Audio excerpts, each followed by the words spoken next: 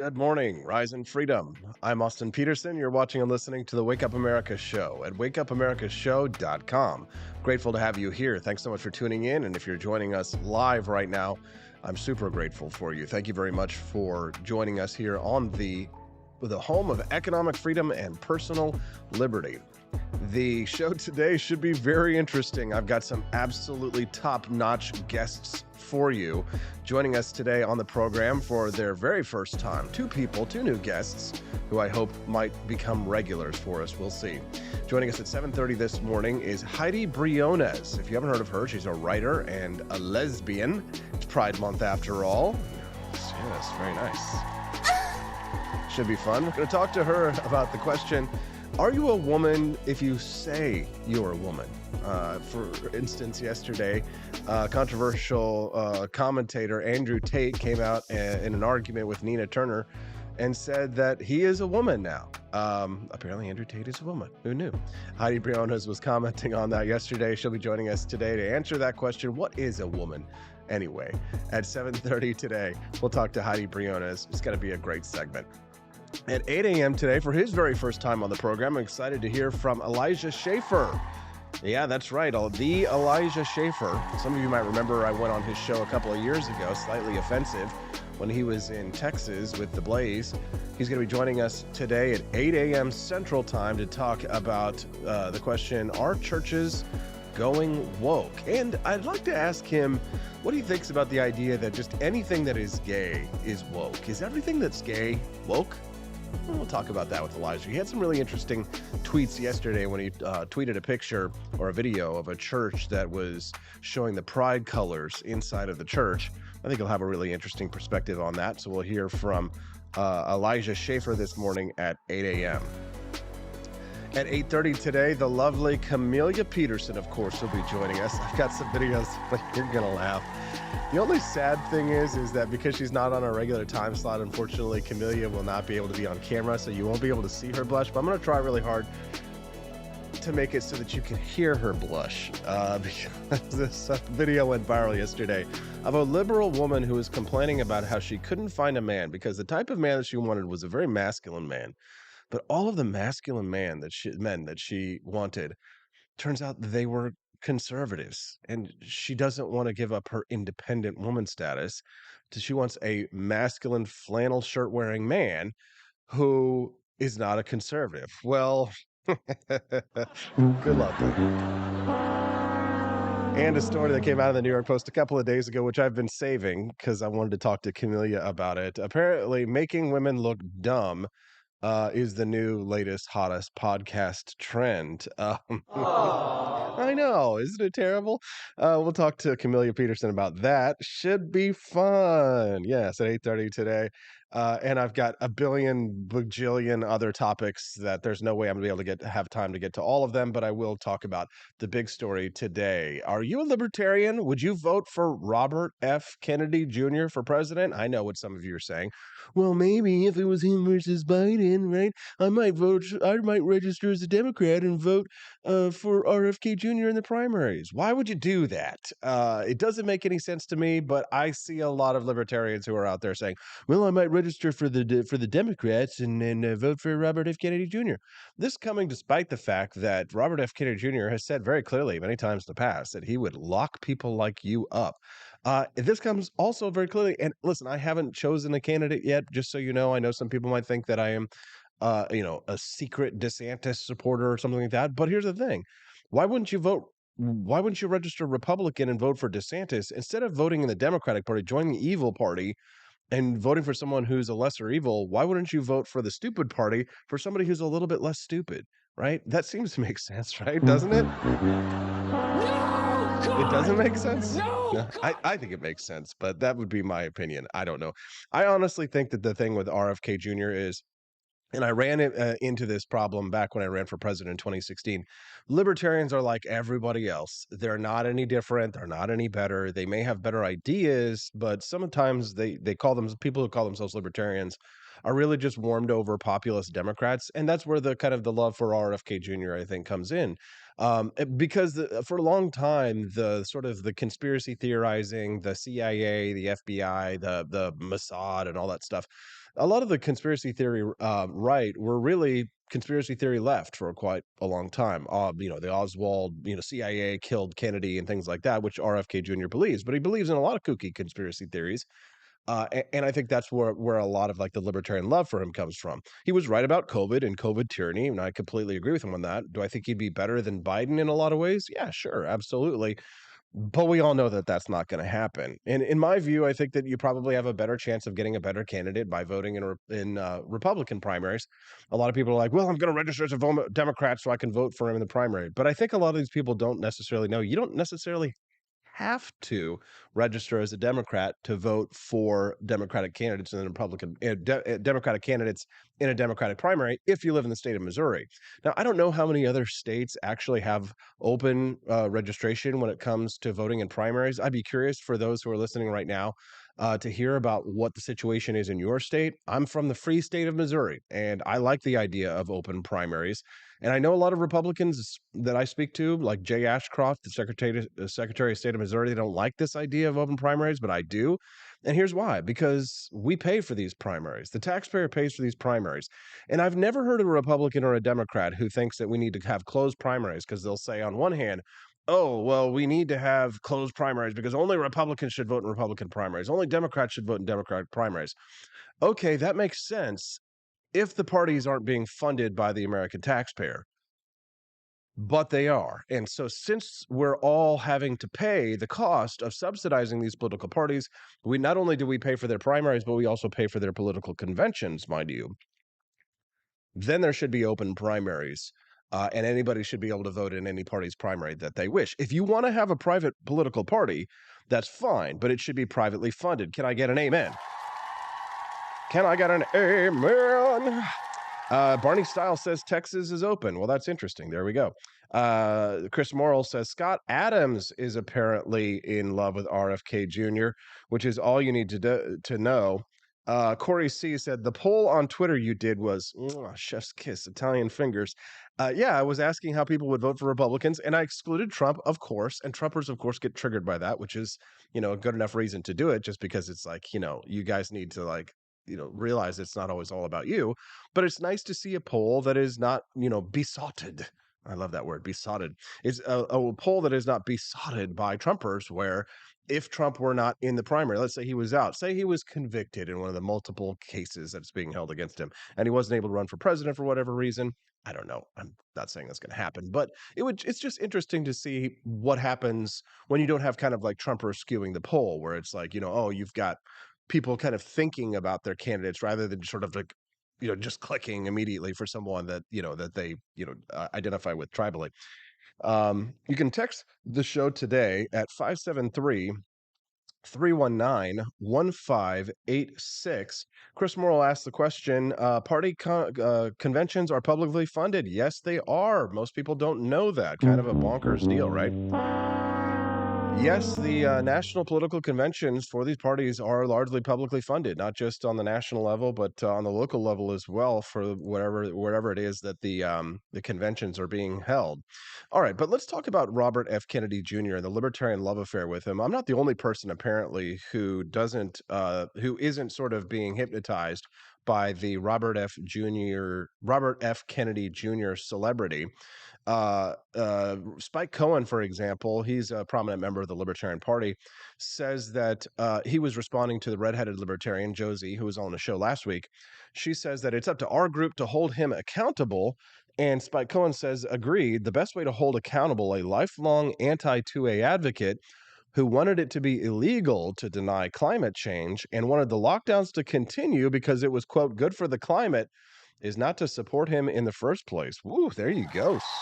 Now, Spike, we don't know if Spike is going to run for president as a member of the Libertarian Party, so it's possible that he's just kind of like, trying to edge people out who might be trying to support him. But Spike is going to run into the same thing that I ran to in 2016 if he runs for president, where people really, and libertarians, again, are not, they are not immune to the celebrity factor.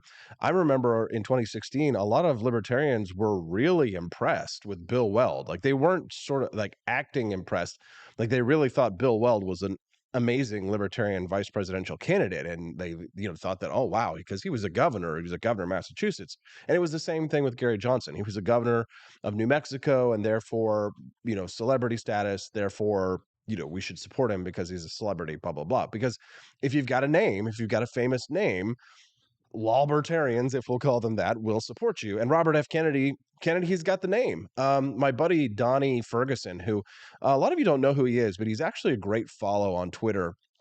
He and I are buddies because we actually worked together in the Libertarian Party's national office back in 2008. So my very first job in politics was working for the Libertarian National Committee in 2008 as the volunteer coordinator. And Donnie Ferguson, I think, was like the fundraising director at the time. I can't remember what his role exactly was.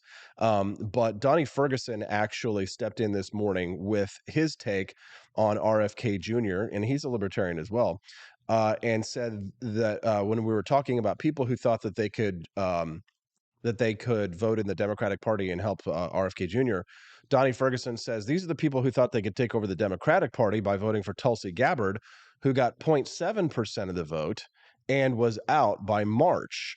Ferguson says what RFK is pulling now is his ceiling because all he has is a name. Yes, this was in response to someone who had posted a Julius Caesar quote who said, "Men in general are quick to believe that which they wish to be true." Very true.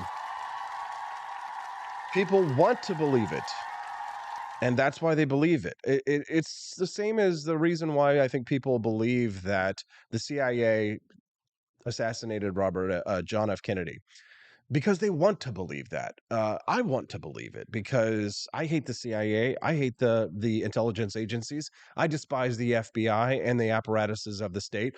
Therefore, I want to believe it. But the problem with that is, and I think this is what makes me, I think, a pariah to libertarians, is that the more I want to believe something, the more suspicious of it I become, which is not a natural instinct. You have to condition that into yourself. And most people aren't going to do that. They're not going to sit down and say, well, I want to believe something. Well, why do I want to believe something like that, right? Nobody wants to sit down and nobody wants to second guess themselves. In this book, Conspiracy, that I'm reading by Michael Shermer, he talks about this willingness to believe, and that he argues that there's an evolutionary basis for it. That the reason why so many people in the world have this kind of confirmation bias, is what we call it. They have this is because there was an evolutionary advantage to it over the millennia that we have evolved. It was a survival mechanism. We want to believe something, therefore we go out and we find the facts. It's a sort of an optimism, if you will, that's human psychology, and that's why we all have it. But it can be deceptive. And in this book, it's so fascinating. Highly recommended. Again, Michael Shermer talks about type 1 errors and type 2 errors.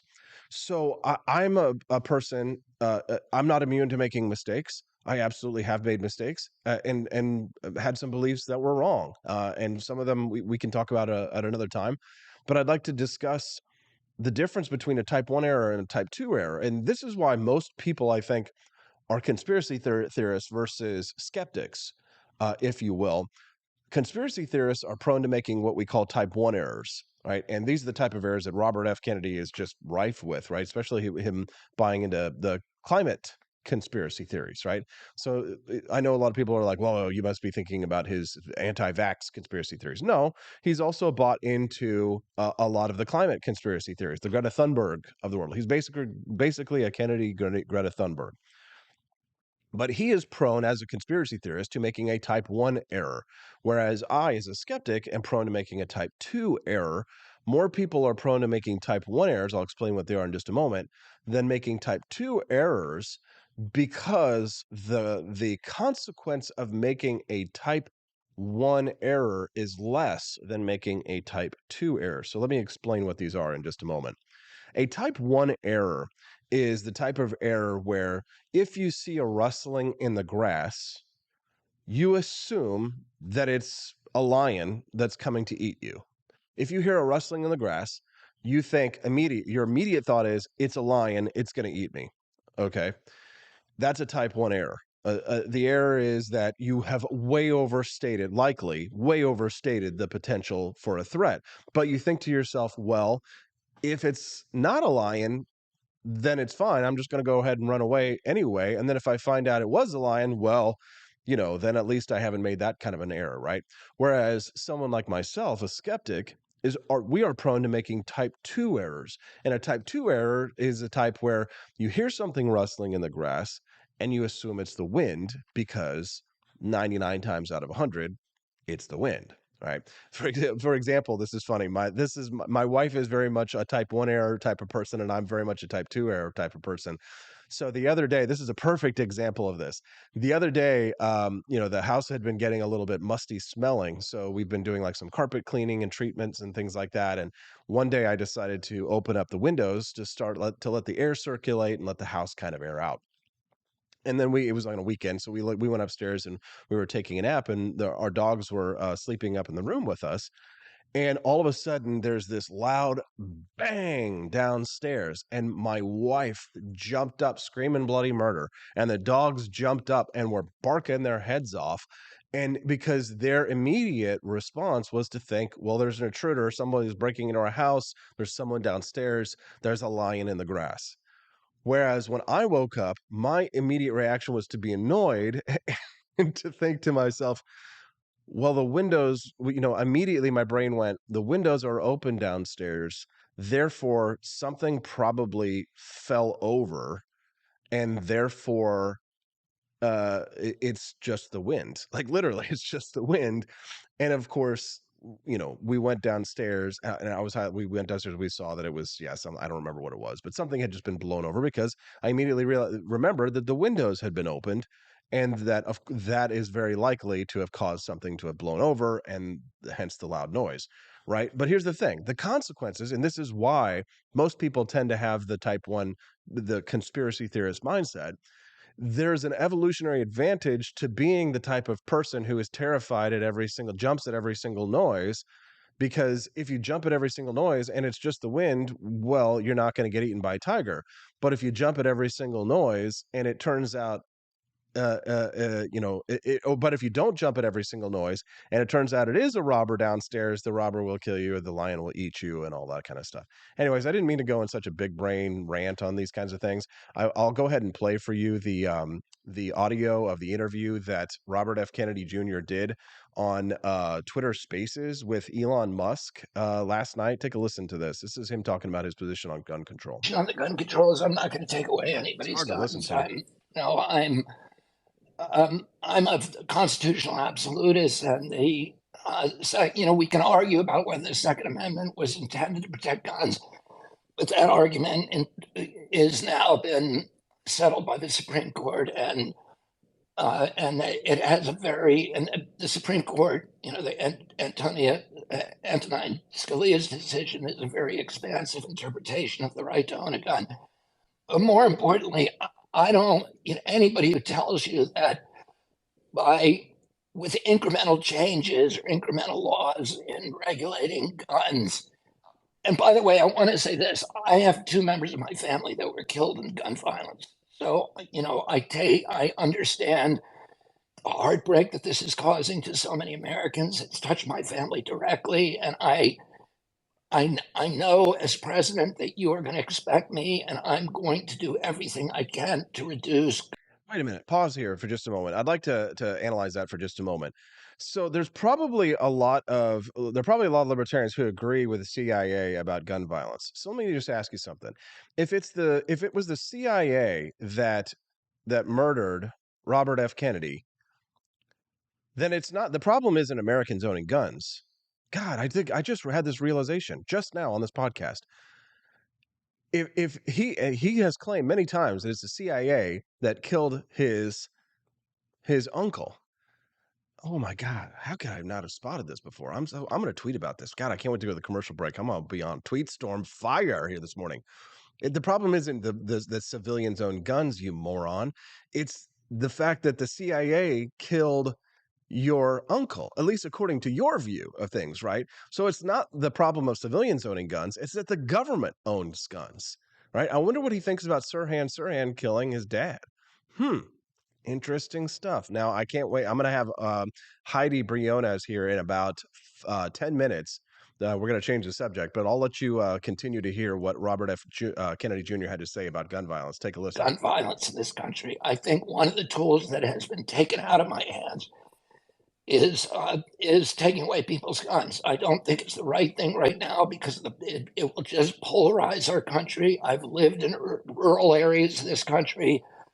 I know how integrated gun culture is in those areas and how important it is to them in the way they view the Constitution. I also know we're living in a time when the Constitution has been under attack, all the other amendments in an unprecedented way, and how that would be seen by people who believe strongly in the Second Amendment as part of a systematic assault on our Bill of Rights. And I don't want to get into that debate.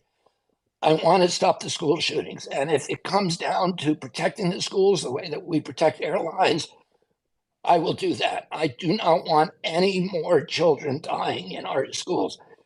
I also am going to look very closely at the role of psychiatric drugs in these events. And there are no good studies right now that should have been done years ago on this issue because there's a tremendous circumstantial evidence that those like SSRIs and benzos and other drugs are doing this. There's something happening in our country right now. I'm not saying that the use of SSRIs or these mood stabilization drugs don't necessarily um, cause people to act out. But I think that there's a logical fallacy. There's actually a couple of logical fallacies with that, which is one is called the post hoc ergo propter hoc, right? This happens, therefore that happens.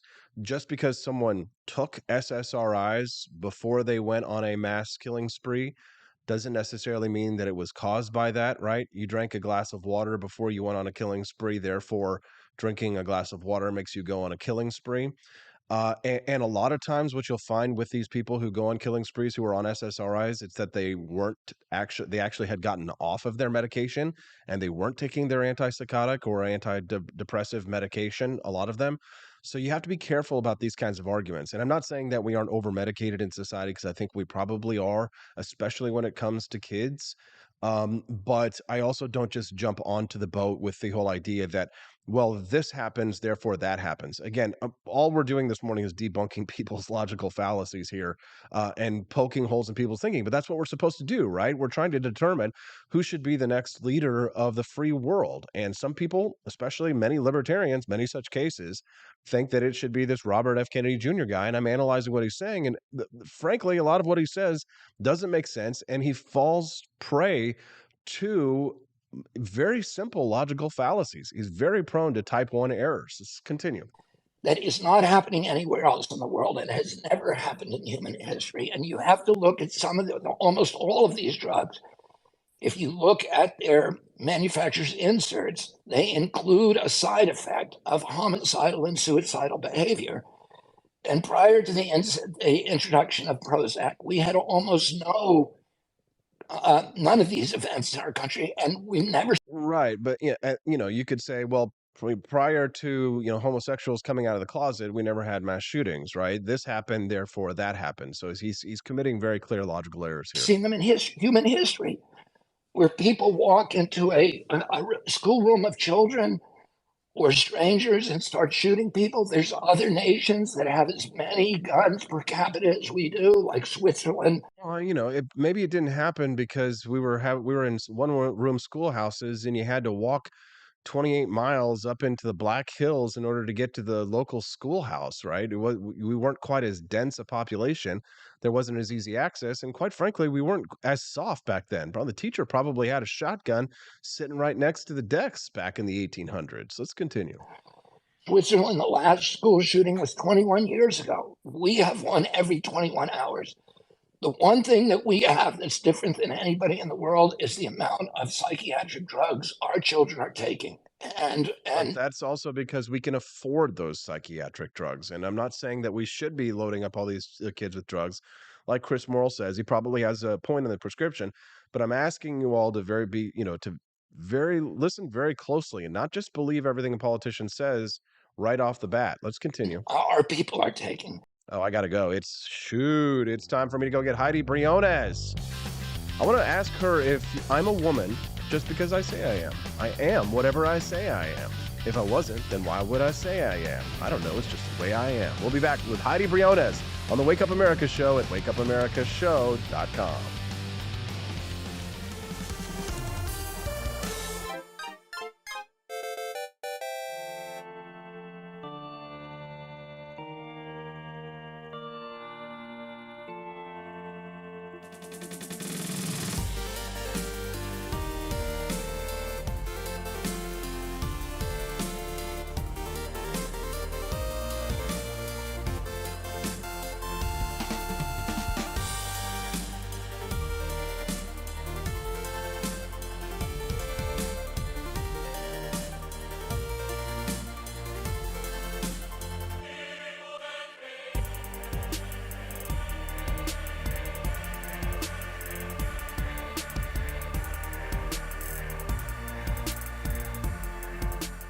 I like shooting things, but whenever I can't shoot something, I like to cut things. My life isn't all about shooting and stabbing and cutting, though. Sometimes I have to do actual work, but when I work, I still like to have fun.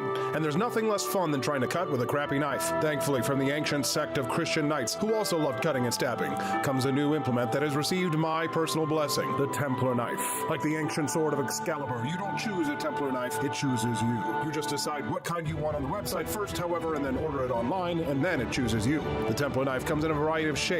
As a man of culture and taste, I have decided I will never use a terrible knife again. And thanks to the inspiration provided by this excellent product, I have decided to launch a new crusade against anyone using less than superior knives. Join me, brothers and sisters, by visiting uppercuttactical.com/pages/Templar-knives. That's a lot of slashes. For that, you'll need a Templar knife. For 10% off, use code AP for Liberty and join me in a quest for glory, for liberty, for Christendom, for the Templar knife. Get yours today. Fire.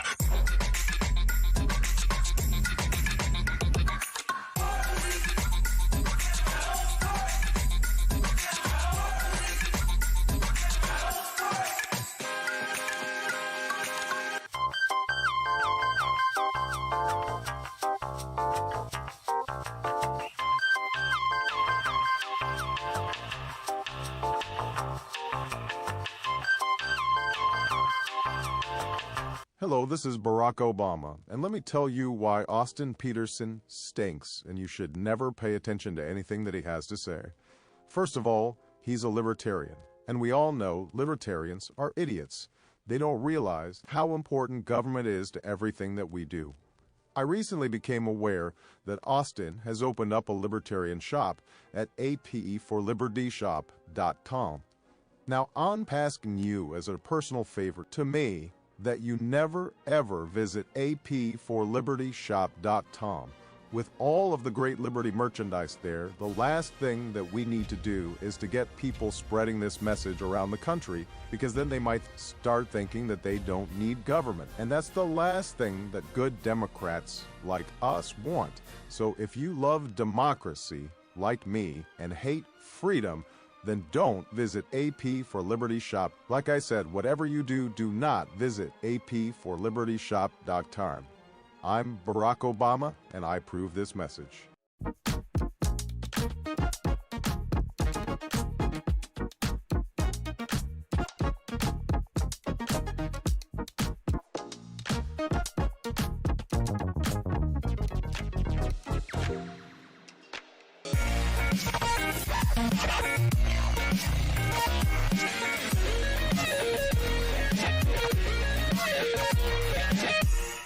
When I was in foster care, I never knew when I would have to move, so I always had my suitcase ready to go.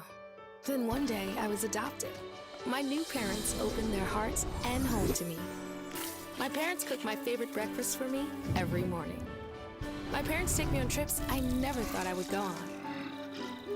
They gave me a home and an even better reason to use that suitcase. My parents aren't perfect. but they're perfect for me. I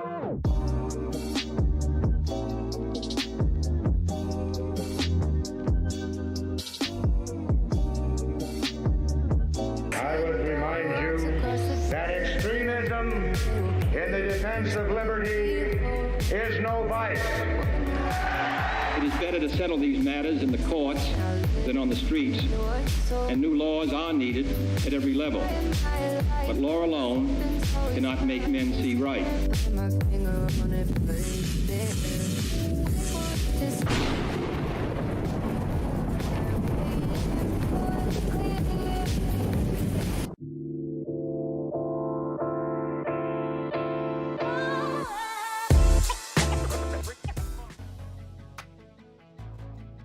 Good morning, Rise and Freedom. I'm Austin Peterson. You're watching and listening to the Wake Up America show at wakeupAmericaShow.com. All right, well, it's bright and early here in the Midwest, but over on the West Coast, whenever we get a guest from there, you should always say thank you very much to them for getting up so early. It is the crack of dawn out there on the West Coast, so we're grateful that my next guest is being so generous with our time, and she's here to answer during Pride Month that age-old question.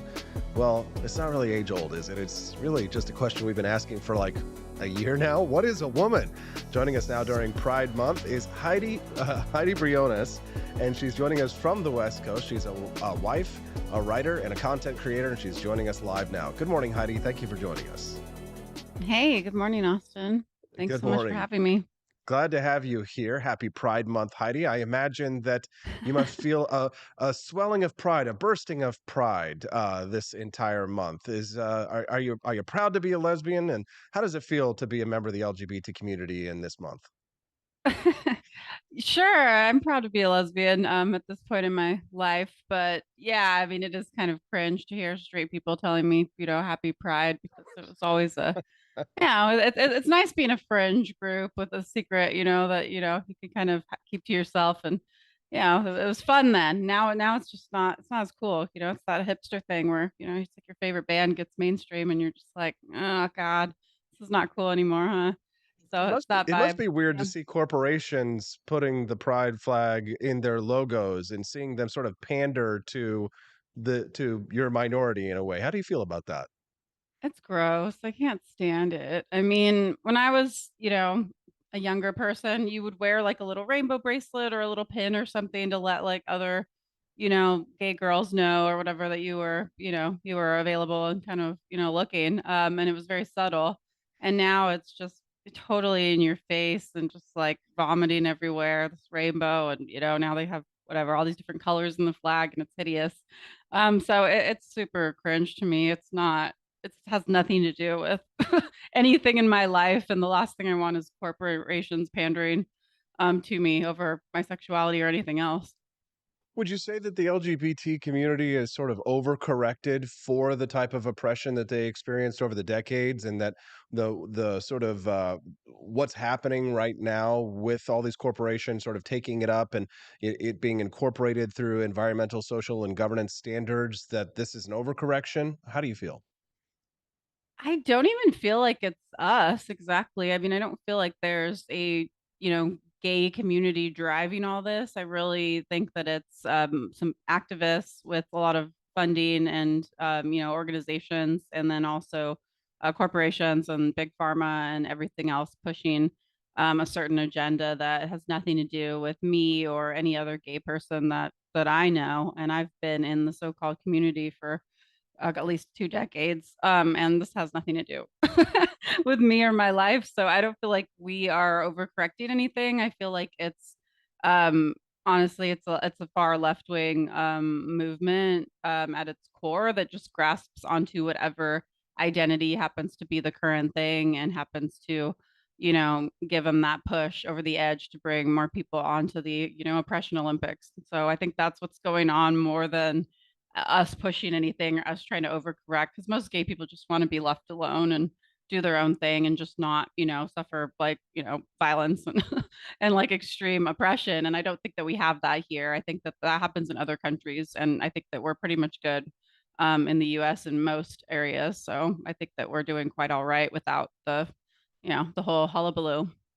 If you're just tuning into the Wake Up America show, I'm your host, Austin Peterson. Thanks for joining us. Make sure you click that like button and subscribe to the channel that you're watching us on this morning so we can bring you more excellent content like this and help to spread the message of economic freedom and personal liberty, which is what we're all about.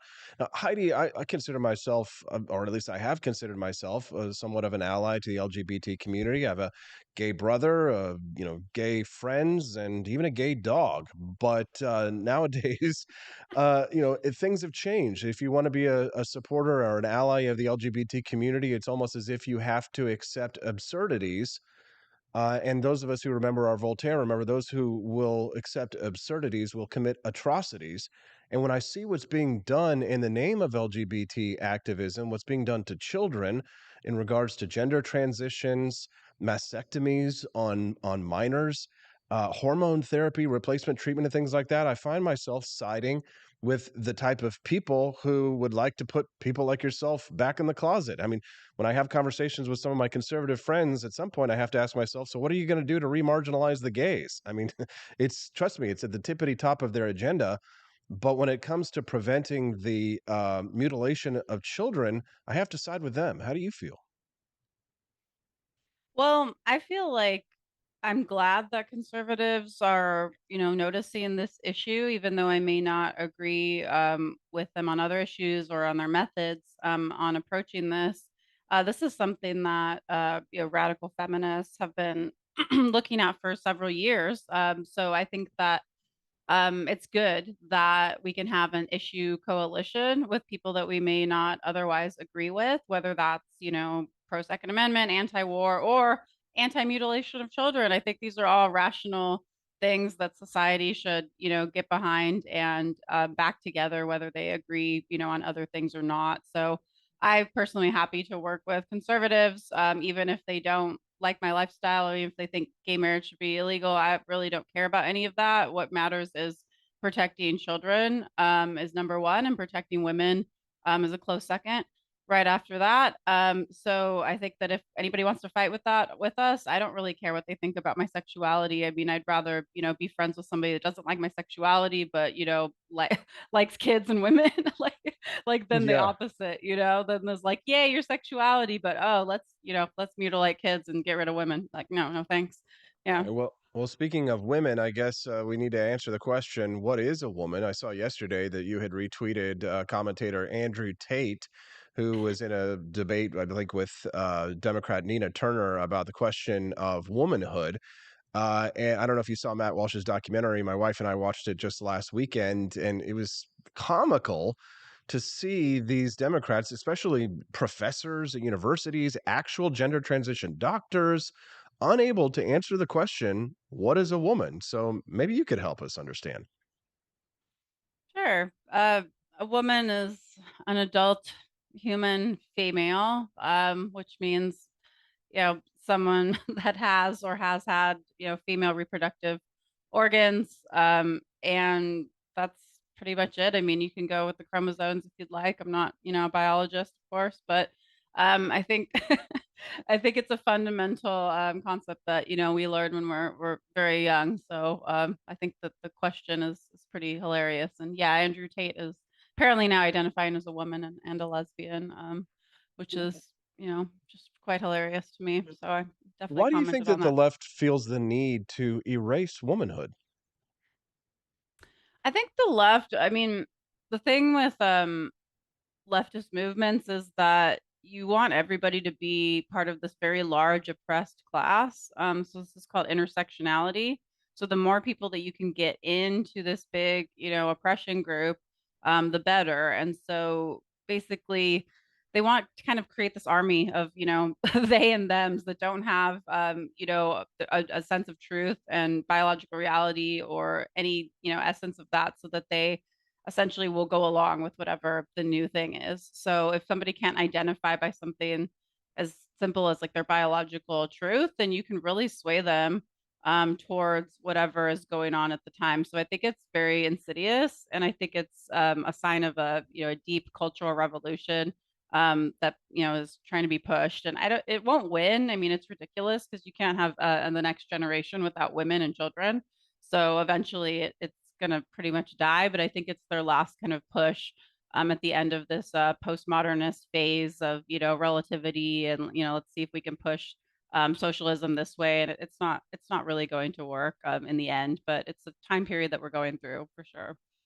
If you're just tuning into the Wake Up America show and you like what you're hearing, make sure you click that like button. I'm speaking to Heidi Briones. She is a writer and a wife and a content creator. You can follow her on Twitter at Heidi, Heidi Briones, Briones. She's a great follow over there. She lives in Portland, Oregon. I mean, Portland, Oregon, for God's sakes. You are in the center of hell, if you will, Heidi. But I guess you've planted your flag and you're making your stand. You're not going to run away to Florida like so many others did. We'll see. I mean, probably not Florida, but for now, yes, I'm in Portland. I moved here after we got married. It's kind of the lesbian dream. Got a Subaru and a few cats, and living that life.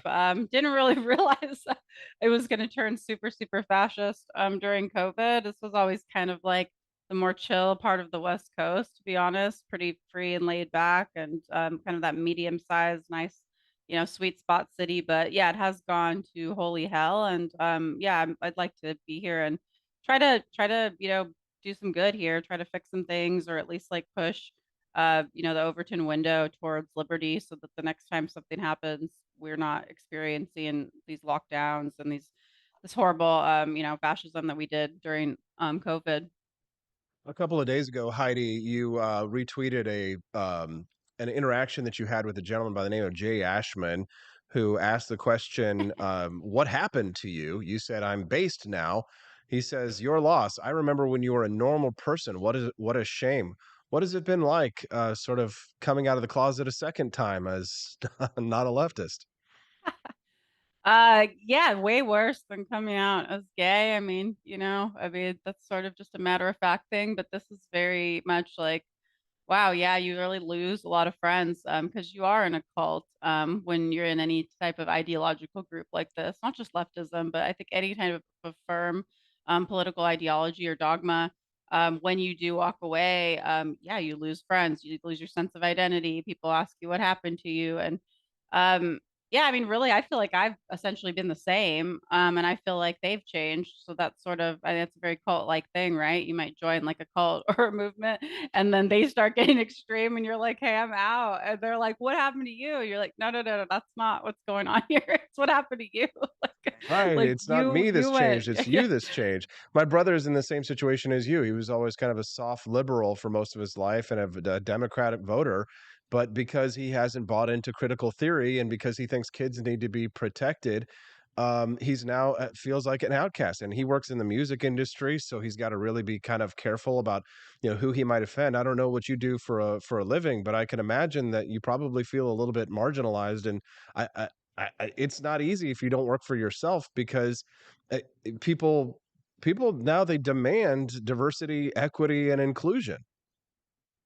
Yeah, I do work for myself now, which thank goodness. I mean, yeah, I decide what I do, but yeah, I did work in tech, in tech sales, and just seeing some of the stuff like being pushed to, donate to the Ukraine when I may not agree with that, or, having these, I think we had a women's, it was something for like Pride Month last year at the company I was at, and there was some kind of Women's Day, and I remember they centered like a trans woman, and they had no lesbians like at all like represented during this thing. And I like protested, and I like I mean, I basically like left like the little group on Slack, and I like sent like a feedback thing like, "Hey, this is ridiculous. Like you're not having any lesbians like on this panel or anything, and you're really pushing this one part of the narrative, and I don't think this is diversity, equity, and inclusion when I feel excluded as supposedly a part of this community." So yeah, I mean, I think that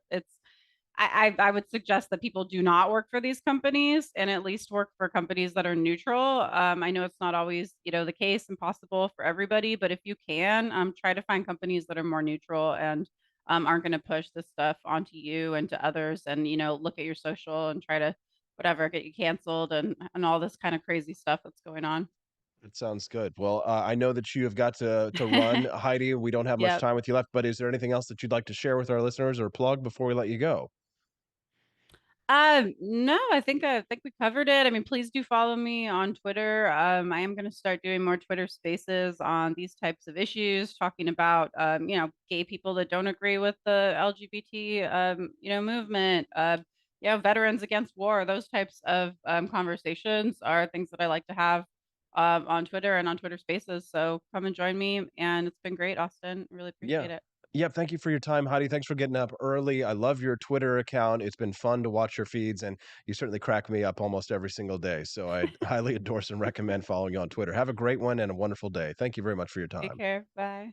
Thank you very much. What did you think of Heidi Briones? Make sure you give her a follow on Twitter and tell us what you think. Send us a text, 573-319-1586. When we get back, I'm going to play that clip of that liberal woman who says she can't find a masculine man who's not a conservative. And then I'll talk to Camellia about that a little later. But first, we're going to have Elijah Shaffer on the show at 8 o'clock talking about, are churches going woke? And is everything woke gay? It's Pride Month on the Wake Up America show at wakeupAmericaShow.com. Good morning to the Cantina crew. This is Elon Musk, the CEO of Twitter. And I just want to say thank you for watching the Wake Up America show. I've decided that Austin Peterson will be the new CEO of Twitter.com, effective immediately. First thing to do, though, is I've got to go and blast off into space.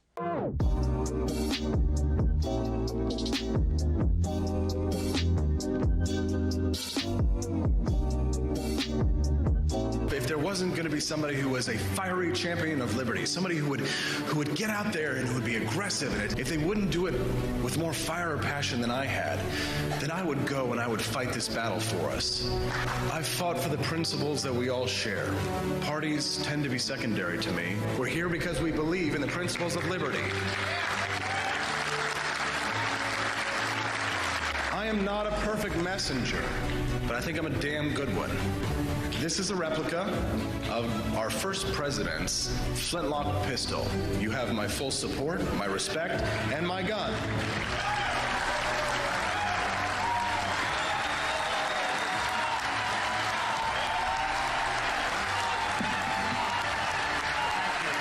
I think that the heart of my philosophy is much more libertarianism than well, that's the fashionable word these days, I guess. A conservative is no longer just that. He's a libertarian and always has been.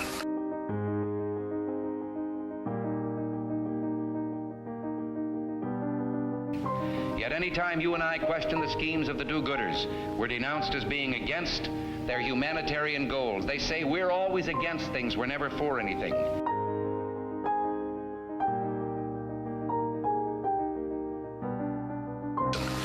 What is fascism? Fascism is private ownership, private enterprise, but total government control and regulation.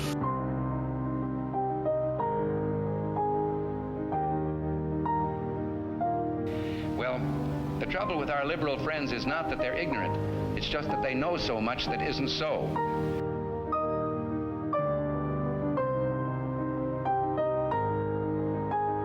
If we lose freedom here, there's no place to escape to. This is the last stand on earth.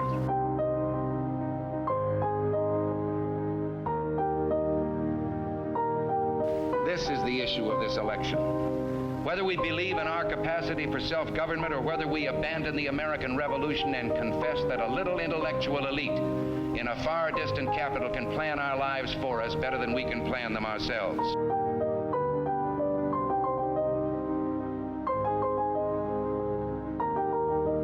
The conservative, so-called, is the one that says less government. Get off my back, get out of my pocket, and let me have more control of my own destiny.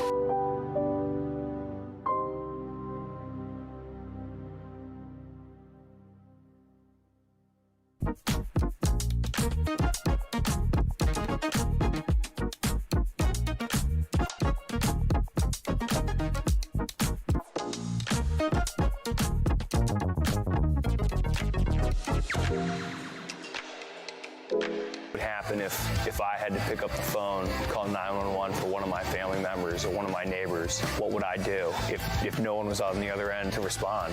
What if there was no 911? So you can be a part of the solution. Anybody can be a firefighter. Male, female, younger, older. We have school teachers We have leaders in business. Is me, you, anyone that wants to be. There is no typical firefighter. Do you hate the deep state? Do you reject the Antichrist in all his ways? Do you believe that aliens controlled LBJ to assassinate John F. Kennedy? Did you know that the shot can put chemicals in you that will make you more sensitive to 5G? Do you love America? Do you want more freedom? Do you like smoking hot red-headed libertarians? Then the AP for Liberty shop is for you! Check out all the awesome new merch and have a happy new year! Fight the deep state, reject the Antichrist! Visit AP for Liberty shop and get your patriotic merchandise now, or the deep state wins!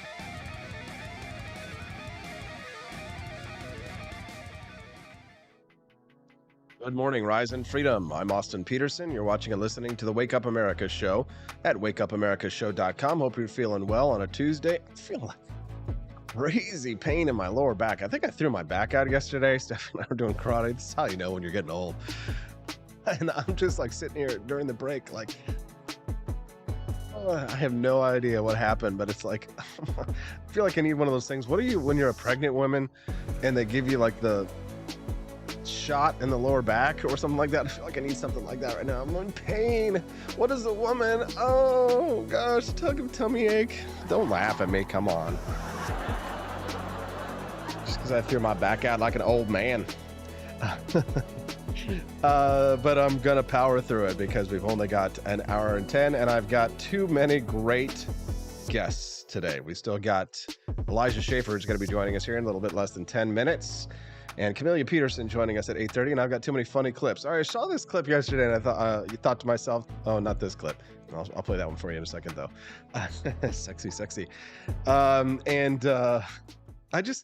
me, an epidural. Thank you very much. And this clip to me, I was just like, this is so perfect for Camellia. One of the saddest realizations I recently had was that as a liberal woman, it is really hard to find a man who is willing to play the more traditional masculine role in the relationship in today's day and age, who is not a conservative. A man who wants to pay on the first date, who wants to open your door, who has that want and desire to take care of you and to provide, who is not a conservative. And obviously, as a liberal woman, I do want to be respected for my independence. And I do want to have my own autonomy in the relationship and not be confined or conform to the traditional female homemaker, childbearing role. And most of the men that I've dated who do have that more natural provider masculinity about them are normally conservative. So I don't really know what to do because I don't want to compromise my morals and values just to find a man. But am I asking to have my cake and eat it too? Yes, you are, ladies. You want to have your cake and eat it too. But you can have the cake, but you can't eat it. Sorry. The comment over on the right makes me laugh from Callie Fontanilla. She says, she could find all those traits in a liberal man, but he will also be secretly gay. This makes me laugh so much. This makes me laugh so much because this is so many women that I knew in back in the East Coast in Washington D.C. and stuff like that. They want to be loud and proud and have their opinions and want to be an independent woman who makes their own money, who goes to work every single day and has this career and this high lifestyle. Go out with her girlfriends, dressing all, getting all hoed up and going out with her girlfriends on Friday and Saturday nights. But she still, when she gets home, she wants to have a man who's there, right? And when she wants to go out on a dinner date with a man, she wants to go out on a dinner date, man. You know what? I need to shut up about this because honestly, Camellia Peterson is going to go off on it. I've got another clip to play for you as well if I get time after Elijah's on there from this chick and what she has to say. It's just, we're going to have so much fun. You think that Elijah Shaffer's great. I mean, I know we hear from Camellia a lot, and it's just a shame that she's going to be on the phone, not in person. I know. It's going to be a great show. Here comes Elijah Shaffer to answer the question, is everything woke gay? Happy Pride Month on the Wake Up America show at wakeupAmericaShow.com. Donald Trump and I approve this message. Believe me, Austin Peterson is the best. He's got the greatest Wake Up America show I've ever seen. Whenever I tune in the mornings and watch the live stream, let me tell you, he has got the absolute best content. I love his guests. It's just a total blast to watch, and I highly endorse and recommend the Wake Up America show. It's terrific, believe me.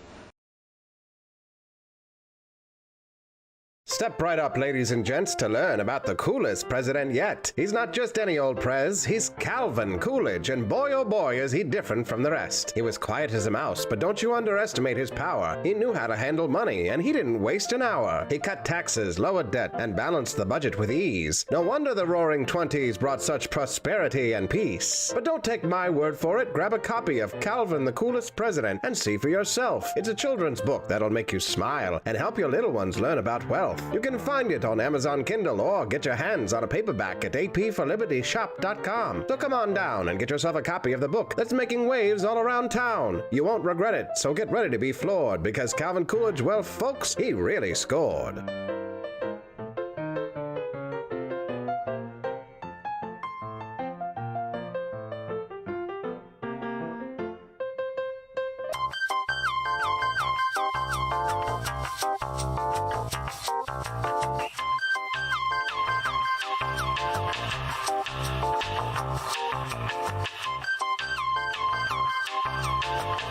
I'm a public defender. I am a public defender. I'm proud to be a public defender. 80% of Americans accused of a crime will get appointed a public defender. Everybody from a speeding ticket to capital murder. For every dollar we spend on public defenders, we spend $3 on prosecutors. Public defenders have to do pretty much everything on their own. Social workers, counselors. Investigating is another piece of it. The average public defender holds 300 cases annually. You never feel like there's enough time. Public defenders have health issues all the time. A lot of people give up and say, I can't do this work anymore. Gideon's Promise trains, mentors, and supports public defenders. There are a lot of people who say that they would not still be public defenders, but for Gideon's Promise. It's fueled me to continue on in this fight. Gideon's Promise has changed the face of public defense. People see us as troublemakers. Good trouble only. We don't make it easy. It should not be easy to take away someone's liberty.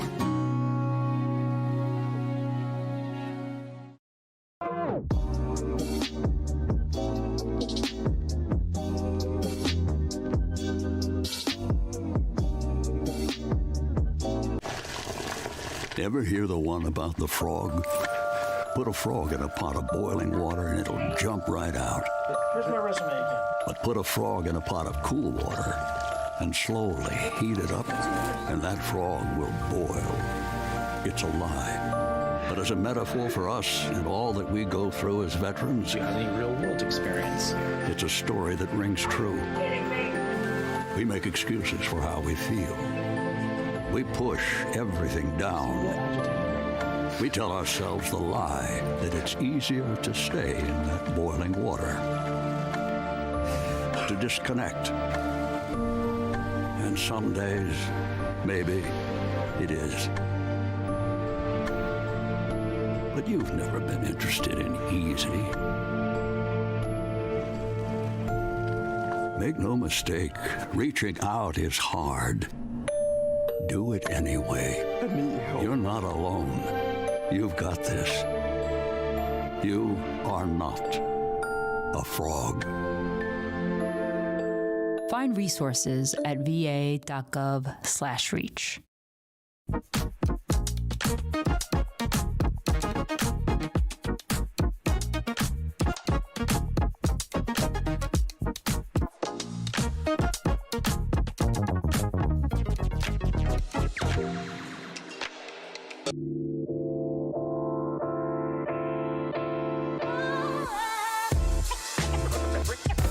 Want an engaging website to boost your business?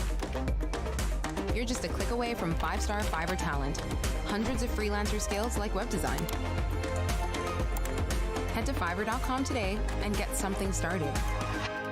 American conservatism is distinct, like America is distinct from the United Kingdom. American conservatism's roots comes out of the Wild West, out of pioneerism. The difference between American conservatives and European conservatives is that Americans are cowboys. We are that God, guns, gold, and girls. It's wild here. And we should stay that way.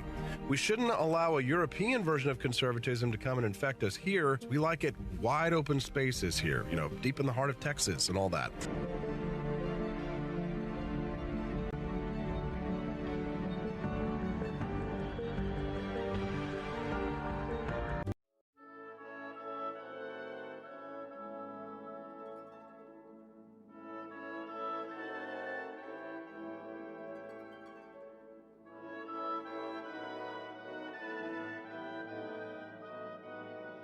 Hey there, it's your favorite Vice President Joe Biden. I wanted to talk to you today about the Wake Up America show, the best source for all your political news and commentary. But before I get started, let me just make sure I have all my notes in order. Okay, where was I? All right, the Wake Up America show. It's a great way to stay informed and make your voice heard. Boy, what was I saying again? Oh, right. The Wake Up America show. It's important that we all stay engaged and knowledgeable about what's going on in our country and, the thing. But hold on, where was I going with all this? Oh, yeah. The Wake Up America show. It's a fantastic resource. And if you really want to make a difference, man, you can sign up to be a monthly donor at wakeupAmericaShow.com/support. Now, where was I? Oh, that's right, the Wake Up America show. So if you want to stay woke and support a great cause, head on over to wakeupAmericaShow.com/support and sign up to be a monthly donor today. And if you're feeling generous, you can even give a donation in my name. Thanks for listening, and keep on keeping on, America. Come on, man.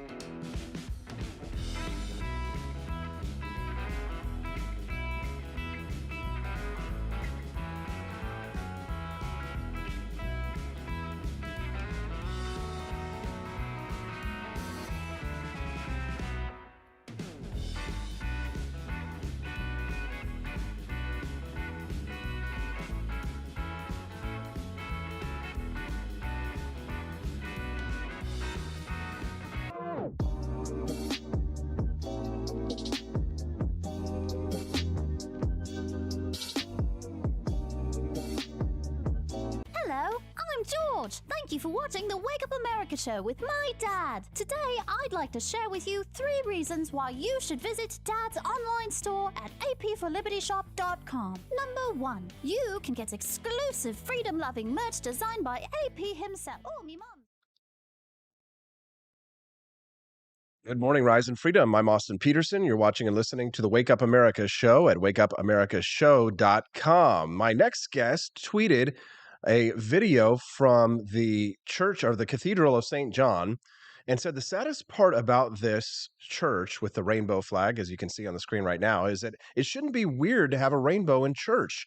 It should be normal because it's a promise from God, except it's been co-opted by a secular sex cult who occupies our cathedrals. Shame, misleading so many. Happy Pride Month. Joining us now to discuss is the host of the slightly offensive podcast all the way down under in Australia, but he's not Australian himself. He's an American. He's joining us now, Elijah Shaffer. Good morning, Elijah. Thanks for joining us today.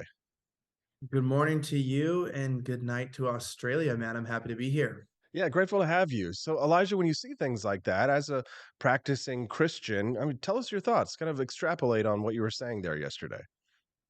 Yeah, I think it's really weird how much ground Christians concede to secularists, in juxtaposition with other religious groups like Islamists. I don't really say Muslims, right? Because it's just like Christians, it's sort of become a branch of just, people who believe in Muhammad. But, Christians need a militant branch of people who will fight for them.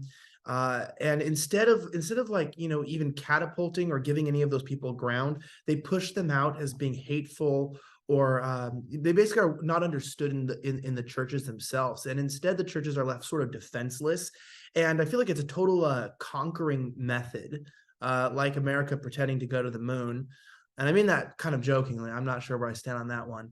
But the idea that a group that lives a lifestyle literally counterproductive or counter in definition to what Christians preach is the best way to live, are able to steal a symbol from that group that they believe was created by God, which I believe was created by God. I mean, this is very holy. This is very religious. To allow that to be taken in a sacrilegious manner, and then to reinstitute that back into the cathedrals, and then be afraid, like, what is a rainbow doing in the church? Shows how fecklessly retarded people are, in the fact that the shock shouldn't be that a rainbow's there. The shock should be, who is it that's representing the rainbow, and how did we get to this point? So it's just like, we're so far down the losing track. We've lost so badly that it's like in 10 years we'll be upset that there's a cross inside our cathedrals, is where I think we're headed. That wouldn't surprise me, honestly. Anything wouldn't shock me anymore. But you say that you think it's a pseudo social media grift. Can you expand on that? Yeah, I think that there's this real toxic culture in modern evangelical non-denomination Christianity. Like, I wasn't like born a Christian, like people say. I became a Christian after being agnostic, and I've had my struggles, my ups and downs, and I've definitely understood the difficulty of really believing and obeying the Bible. And one of the biggest disadvantages I think I had was being trained in my theology from these evangelical churches that sort of, tell you to forget about the entire history of the church, that, there's been this Reformation, that we've figured something new out, sort of this progressive view of evangelicalism. And this empiricism has developed in the modern era to where basically anything goes. And the whole idea of church, and I've worked in a church, like I went to seminary, that should shock some people. I've been to Bible college, I've worked in churches, and I swear the only thing people care about in a lot of mainstream evangelical churches, and I'm not knocking Christians themselves, is how many people show up, and how many people got baptized, and how big was the quarterly tithe. And there's very little questions on how the quality of people's lives, whether they're reflecting the image of God. And it's just like, how do we bring people in? And whether it means literally adopting the world and ideas counterintuitive to their mission, as long as it gets more people inside, they can report back to their institution and into their whatever denomination it is, their numbers are good and the tithes are in, and it's basically met their quota. So it's like a social media thing that I see with everyone. Like, no one cares about their content, if they're telling the truth, if they're providing quality engagement. It's just like, let's just post boomer tier truth new content because it'll get followers and raise social media dollars. And it's like the same seeker friendly mentality that plagues politics and plagues media and Hollywood to produce crappy movies and terrible news cycles 24 hours a day. Unlike this show, of course. I appreciate that, Elijah. And you do make a lot of good points there.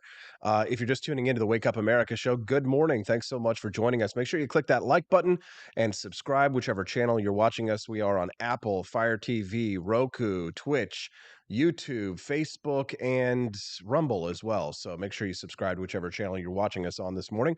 Grateful to have Elijah Shaffer. It's 10 p.m. or actually 10:09 in Australia there. So we're grateful to have him so late in the evening there joining us. Elijah, you talk about the social media grift. And I know that this is a story that was from about a month ago, but I think it's relevant to what you had said when you had tweeted about the fringe right. You had talked about the con in the same sort of language that Steven Crowder uses when he talks about Big Con. You probably followed what happened with his fallout with the Daily Wire and all that. I wonder if you would comment on that and his statements in regards to like the contracts that many of these conservative organizations hold. I know you worked for one. I worked for Fox News. You worked for the Blaze for a little while and things like that. Do you think that many of these right-wing institutions take advantage of young talent like yourself, myself, and others? That's a good question. I mean, to clarify my bias, I mean, Stephen and I both worked for Blaze for many years at the same time, and we've worked together on like quite a few projects. I've been and worked directly with him. So I totally understand on one aspect some of the struggles that he might have carried, maybe feeling like he carried the Blaze network, and I mean that in a respectful way. I really love the CEO of Blaze, Tyler Carden. He's a great guy. Always been very, very, very kind and good to me, and I imagine to Stephen as well. But I think Stephen felt that a lot of his Mug Club subscribers were sort of carrying the weight of a network like Blaze, where Glenn Beck and Stephen, a few people, but there's all these other names, and no one really knows where they generate their income, how it brings money into the network. I mean, this is very common, right, with Fox, with a lot of these networks. But one of the more interesting aspects of this is that I think where Stephen kind of might have gone wrong is there was a way to communicate that the networks sort of take advantage of people, while also communicating the fact that it is still a voluntary contract. And I mean, from being in them myself, I just want to be careful because my NDAs, but it's like, yeah, you're getting taken advantage of, because they wouldn't sign the contract if they weren't making money off of you, and if there wasn't some ultimate plan to make profit off of you. I mean, there are board members, there are investors, there are owners. Most of these companies are owned by billionaires, so that. And the whole goal is by the second year of your contract, you want to be making or doing more work than you're getting paid for, so that by the time you renew your contract, you clean them out, they lose money for a year, and then they gain money for a year. So it's like a gamble. The house wins some, you win some, but in the end, the house always wins. The network always wins. They always end up taking home the money. But the whole idea of recording your friends and stuff, I don't do that. I mean, and I say this genuinely from my heart. I've been through I've seen some of the worst in humanity in this industry. Some of it would break my heart. And if I would treat some of the people or release publicly to, information or, phone calls or videos I had about people, it could ruin their lives. It could destroy a lot about them. And I don't think should be our goal, is to sort of be secretive and deceptive and backstabby. I think it's pretty reprehensible in terms of that should be a no-go. And that's not my vibe. So I don't agree with him doing that. But I do understand his frustration. And I will just say, from recent revelations, obviously he was going through a lot personally during that time. And as a guy who's married, you're married too, women are great, and they can also drive you freaking mad. So hey, I don't blame the dude for having a freak out while going through that crap, man. Yeah, I used to teach at the Leadership Institute in DC for with young conservatives, and they have a guidebook there, and one of the rules in the guidebook is that you should not treat your friends the same way that you treat your enemies. And I think too many conservatives treat our friends, people who are actually on the right side of things, even if we disagree on certain things here or there, we treat them the same way that we treat our enemies, right?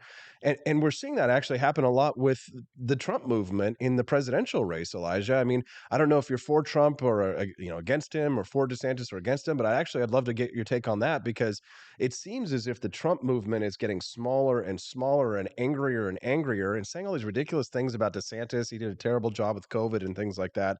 And they're kind of turning on DeSantis as if he's in bed with George Soros or things like that. And I just don't buy it. What about you? So on your first point, I've always agreed on this. The Daily Beast is the right wing's gossip journal. It's their burn book for Mean Girls.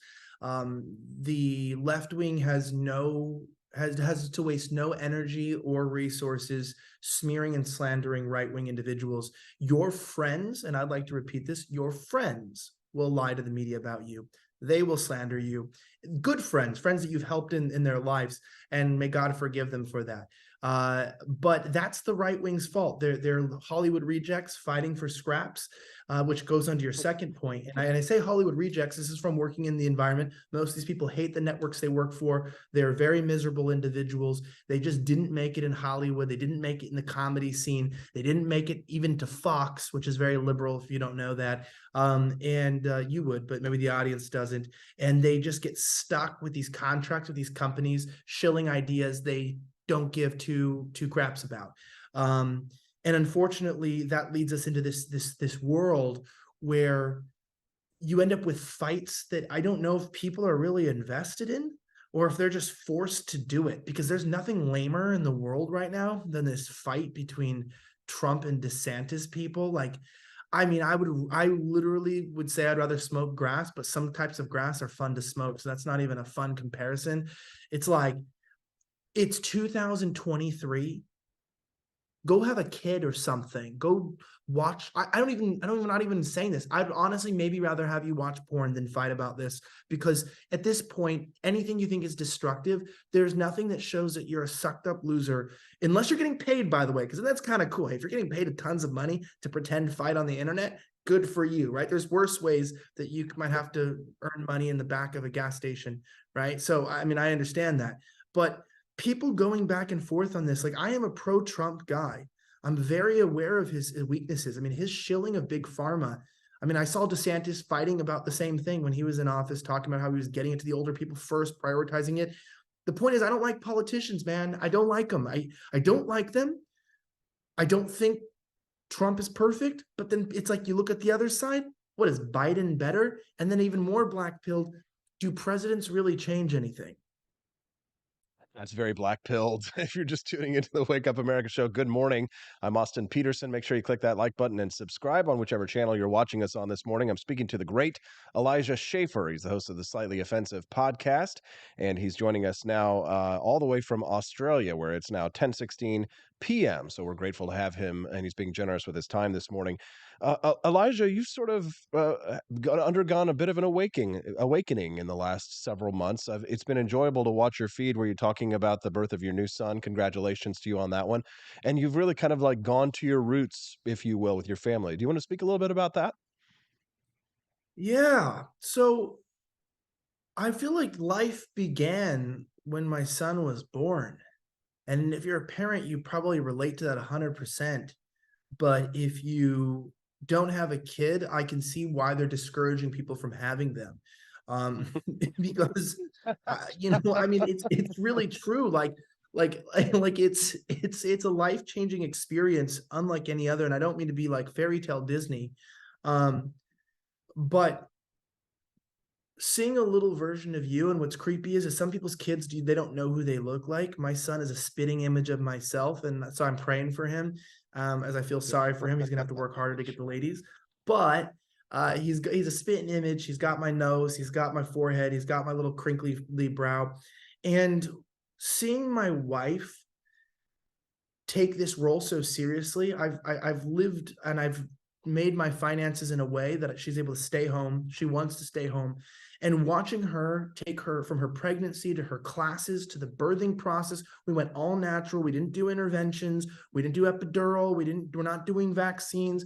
Watching it be very quick, watching it be a beautiful process, watching there be no screaming and craziness and just the baby coming and then mom mode turn on and seeing just the baby, like just enjoying the milk and seeing her body change shape, her hips widen just to hold the baby, and seeing this girl that I married turn into a woman who's like giving out life has just opened up this appreciation where I think I was focused so much before on how crappy people were, how crappy the world was, how difficult things were, and how much I was upset with the way some people had been in my life, that now I don't even think about the life before then because it's so beautiful today. It's like, this is what they're robbing us of, man. This is what and you know what?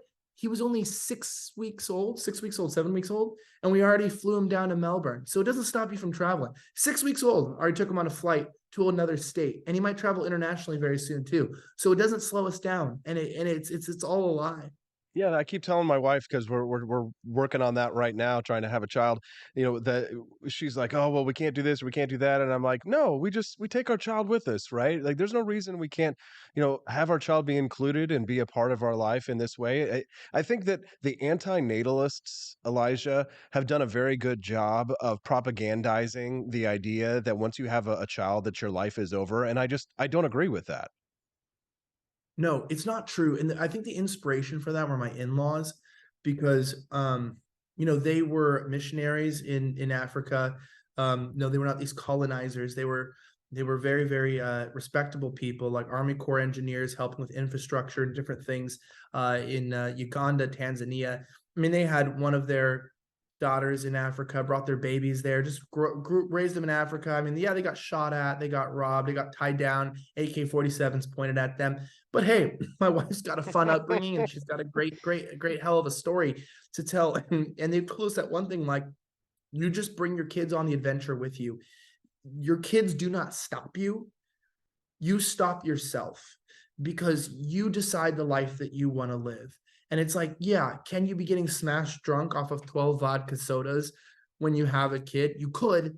It's not wise, but it's also not wise when you don't have a kid, So I guess it just reminds you to make better choices, to be responsible and to like somewhat have fun. But it's like, I mean, I always just tell the guys, it's like, the parts of a woman get bigger. There's nothing to complain about that. And, you get to see a little you. So it's like, you get more of what you love and a little more of you. So why not do it? Elijah, you've become a phenomenon on the right. I hesitate to call you a conservative just because I don't really know what a conservative means anymore. You're kind of like a force all for yourself. You advocate for a lot of the ideas that I believe in, and you have an open mind, which I really admire. And I'd like to, if you wouldn't mind, just for the last part of our conversation here, if you just sort of talk about what it means to be an independent podcaster, producer like you are versus working with a network before, kind of doing the same thing that I'm doing in a way. Like, do you find like, that you really thrive under the freedom of working for yourself, or you do sort of miss having the connections that you get from a network? Would you mind just kind of talking to that before we go? Yeah, first of all, if you're listening to this, you need to be manually sending this to friends. If it's an independent producer, one of the biggest things you're missing independently is you don't have what's like a filter source. So you're not being thrown out on people's email lists. You're not being integrated into bigger shows. You're not being advertised on people's programs. So I'm just getting over pneumonia here. And this is alcohol free. If people are wondering why I'm drinking after getting an infection, it's not. But being with a network, I'll be honest, they throw a lot of money at you, and that money comes with a lot of control, a lot of text messages to delete tweets, a lot of topics that they don't want you to touch. I have a friend who still works for one of the big three, and he was just telling me how they won't let him talk about Ukraine because they don't want to talk about foreign interest in money, because there's other countries that have foreign interest here that we don't want to seem like we're against them. And so there's like a lot of that kind of like, you think who would stop you from talking about Ukraine? It's so important. Well, they will, because they're that paranoid. However, you can drive a really nice car, live in a giant house, and the money just keeps flowing. So it's a great job, but you sell a little bit of your soul every day for the money. Being independent is rough, man. Yeah. It's like an arranged marriage versus one that you choose yourself. Maybe the arranged one, you didn't have to do any of the work, but you deal with the incongruency. And obviously anyone knows relationships are messy, and they take a lot of work and a lot of attention. And being independent comes with freedom, but you're a target. You're a target for censorship. You're the big conservative companies and right-leaning companies target you. They don't let you in their club. They gatekeep you out once you're independent. They stop answering your emails. They don't care anymore, and they will make sure that you don't succeed because you could take some of their money. And so it's all up to the viewers to support you. So I found it to be one of the wildest rides, one of the most insane experiences of my life. But many of men and many of industries have tried to take me out in many ways throughout the years, from the FBI to my own friends. And thanks to God and to everyone of you who watch this show, it's not possible for the big corrupt corporations, for the slanderous backstabbers, or for the government to win as long as you guys support the show with your financial support, with your prayers. And honestly, one of the most important things is just watching, like faithfully watching, faithfully sharing, faithfully engaging. You don't know how much that actually helps the algorithms and keeps the content going. So, I mean, it's given me ownership, man. And it's given me a gratefulness, and I respect you a lot, because it's a hell of a job to produce your own show. And it's more work than anyone might ever understand, since it's a 24-hour job. You're damn right it is. That's Elijah Shaffer. He's the host of Slightly Offensive, joining us now this morning. Elijah, if people like what they're hearing from you today, maybe this might be their first time that they're interacting and hearing from you. Where can they follow you, and how can they learn more about what you're working on? Yeah, I appreciate it. After you've subscribed to this podcast, wherever it is you're watching this, or you've gotten the audio version of it as well, you can check out Slightly Offensive. It's everywhere from TikTok, Instagram, Rumble, YouTube, and Spotify podcasts, wherever you can get content. Just type in Slightly Offensive. And if you can't find it, search a little harder, because we're shadow banned and demonetized on almost every platform. And we appreciate your support. One of my moderators just dropped the link over there on YouTube. Hopefully my lovely wife, who helps me out as well, might drop it over there on Rumble so people can follow you there. Slightlyoffensive.com. That's Elijah Shaffer. Follow him over on Twitter. Hey, Elijah, I really admire what you've been able to do and accomplish since you went out on your own. Congratulations on everything. Congratulations on being a father. And we wish you the absolute best. Hope to talk to you again very soon. Cheers. I'll see you on my show. Thank you very much. We'll speak to Elijah Shaffer again sometime very soon. What did you think? Send us a text, 573-319-1586. That's 573-319-1586. All right. Well, before I go get Camellia Peterson and I go make her blush and we have all that fun, speaking of supporting a show financially, one of the great ways to help support this show and get some great Freedom merch at the same time is to visit the AP for Liberty shop. You know, if you haven't visited it yet, what are you waiting for? There's no reason you can't just stop by, especially during the commercial break right now. Head over to apforlibertyshop.com. Check out the awesome merchandise that we have. All of the 4th of July merchandise is tremendous. We've been working our butts off to get you some of the absolute coolest products. American flag shirts, pants, all kinds of great content items over there. Content on the brain. All kinds of great items over at apforlibertyshop.com. Whiskey glasses, doormats that say "Don't tread on me" or "Fuck around and find out." Oops, sorry for the language there. I do try and keep it as PG to PG-13 as possible, but every once in a while, that word does slip out there. I'm surprised that Elijah wasn't cursing more. He did say retard, though, so and that's not retarded. Make sure you check out apforlibertyshop.com. Do it now during the commercial break, right now. And I'll be back with Camellia Peterson to make her embarrass and blush about liberal women who can't find a man that's not a conservative. A manly man, anyway. We'll be back with more on the Wake Up America Show at wakeupAmericaShow.com. Good morning to the Cantina crew. This is Elon Musk, the CEO of Twitter. And I just want to say thank you for watching the Wake Up America Show. I've decided that Austin Peterson will be the new CEO of Twitter.com, effective immediately.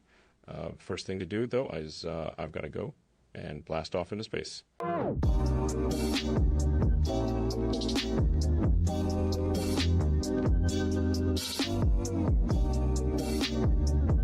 If there wasn't going to be somebody who was a fiery champion of liberty, somebody who would get out there and who would be aggressive, and if they wouldn't do it with more fire or passion than I had, then I would go and I would fight this battle for us. I've fought for the principles that we all share. Parties tend to be secondary to me. We're here because we believe in the principles of liberty. I am not a perfect messenger, but I think I'm a damn good one. This is a replica of our first president's flintlock pistol. You have my full support, my respect, and my gun.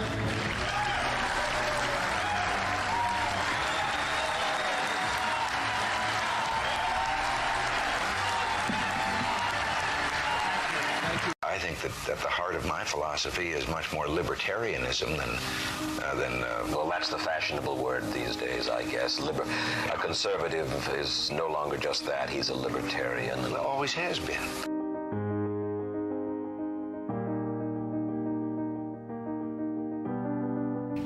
Yet any time you and I question the schemes of the do-gooders, we're denounced as being against their humanitarian goals. They say we're always against things, we're never for anything.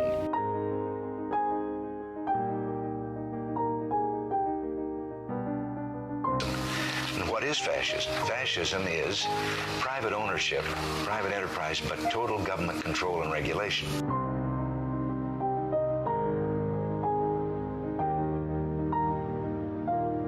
Well, the trouble with our liberal friends is not that they're ignorant. It's just that they know so much that isn't so.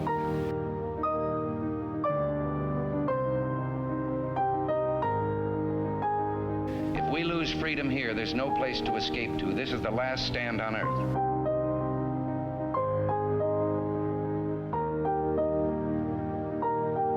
This is the issue of this election. Whether we believe in our capacity for self-government or whether we abandon the American Revolution and confess that a little intellectual elite in a far distant capital can plan our lives for us better than we can plan them ourselves.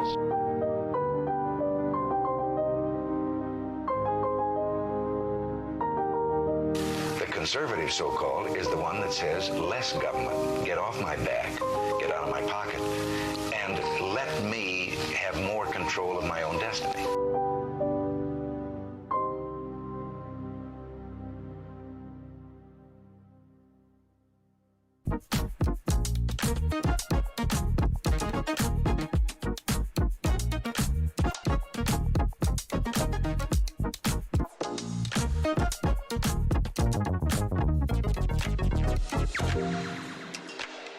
What would happen if I had to pick up the phone, call 911 for one of my family members or one of my neighbors? What would I do if no one was on the other end to respond?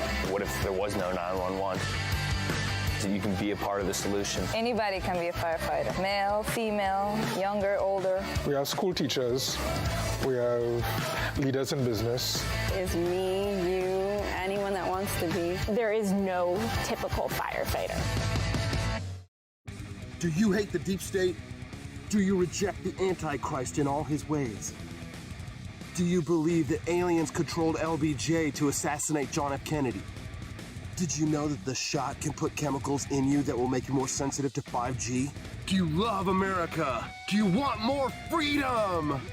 Do you like smoking hot red-headed libertarians? Then the AP for Liberty shop is for you! Check out all the awesome new merch and have a happy new year!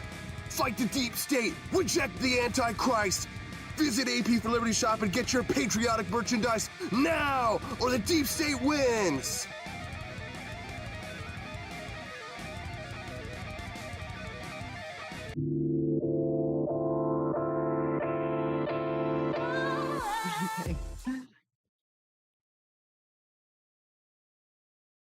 One of the saddest realizations I recently had was that as a liberal woman, it is really hard to find a man who is willing to play the more traditional masculine role in the relationship in today's day and age, who is not a conservative.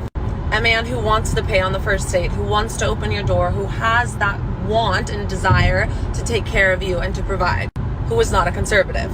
And obviously, as a liberal woman, I do want to be respected for my independence. And I do want to have my own autonomy in the relationship and not be confined or conform to the traditional female homemaker, childbearing role.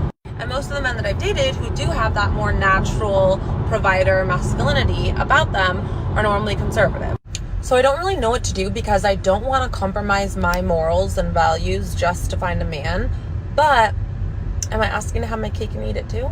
She doesn't want to compromise her morals in order to find her man. Does she want to have her cake and eat it too? Oh no, we've never seen this before.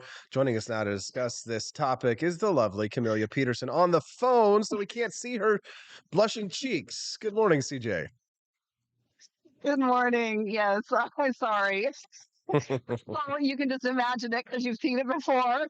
Yes, I know. And when I sent you this topic, I'm sure that you were rolling your eye, Camellia. But Camellia, what was your take on this? What was your take on this video when you saw this liberal chick talking about how she can't find a man that's not a conservative? Well, my first thought was, bless her heart. Yes. She wants it all, doesn't she? Don't we all? Yeah, I mean, we do. I really, I'm not sure she really knows what she wants. I think she's probably a little bit confused, and she probably likes this idea of being an independent woman and whatever else, all of these liberal beliefs that she supposedly thinks that she holds. But I have a strong suspicion that she really doesn't believe a lot of those things deep down. Yes. Here's what my take is on, and I'd love it if you'd react to this, is that her instincts, her gut is telling her that she needs to find herself a good, strong, masculine man who can provide for her, who can protect her, who can do the things that a woman absolutely cannot do 99 times out of 100. And fight the robber off, fight the wolf from the door, keep the wolf from the door, things like that. But there's this layer of indoctrination that she has undergone that sort of rests on the surface of that, and she is at war with herself. Your take? I agree. I mean, I think that she's having a lot of internal conflict, and she's just not, she's not being very introspective and examining exactly why that is.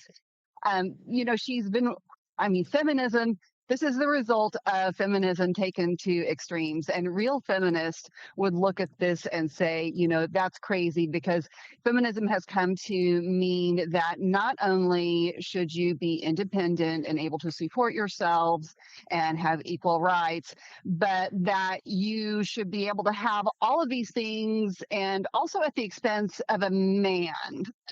Yes. We want men to keep doing all the things that they're doing while we, have more and more and more. Yeah, Bailey S. over in the live stream says, quote, "I want a man with the best qualities of masculinity, but I don't want to have to put forth feminine qualities or any dedication to duties to the marriage in return." Over on Rumble, Blue Trike says she wants a man that follows traditional male gender rules without being conservative and who doesn't want her to follow traditional female gender roles. I mean, having your cake and eat it too is one thing here, but what we're really talking about is this position of superiority. She wants to be in a superior role to someone rather than an equal role in a marriage.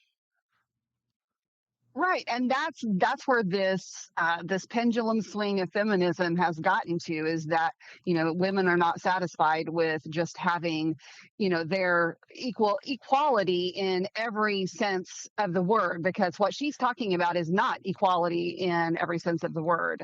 And I think that the first song, by the way, that popped into my mind whenever you sent this topic was, there's a song by Imelda May called Big Bad Handsome Man. It's a great song, by the way, very good music, big band swing style, but that is what we've seen it all over the place. That's what women want. But I mean, yeah, when she says, "Can I have do I want my cake, and do I want to have my cake and eat it too?" The answer is a resounding yes. Yeah. Here's the thing, though, Camellia. I mean, if you were to try and explain this to this woman, she would absolutely reject it, because we talk about like lowering standards, but I mean, at some point in things like that, she's either gonna become a cat lady, or she's gonna have to make a compromise. Sure. And I think that this comes down to also, how do we define gender roles now? I mean, what does that mean? What is a man's role? What Yes. is a woman's role? I mean, does a woman's role mean that every woman is staying home, taking care of children, mopping the floor, doing the dishes? Those are, if you're expecting the man to do all of the providing, then I mean, that's called a partnership, and you take care of the other end of things if you're going to agree to have children together. That doesn't mean that every marriage and every family looks like that, but it does mean that you probably better agree on what your view of gender roles is to begin with before you make that leap.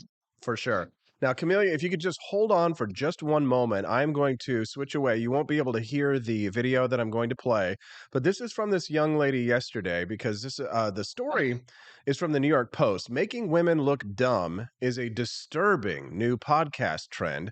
That's at least according to the New York Post. I'm going to play a clip from this show for the listeners. You won't be able to hear it, but I will kind of sum it up for you while it's going on here. Take a listen. This is from the show that they're talking about here, this young lady. Take a listen. The whole time I was seeing him, I was kind of just using it as a psychology experiment, and I didn't really like the guy. I more just wanted to see if I could break his heart.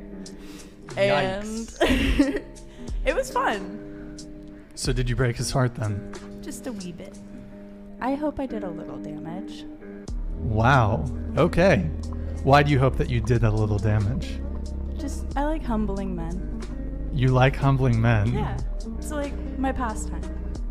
Your pastime is humbling men. Mm-hmm. You do work at a strip club, so do you humble men there? No, I take their money.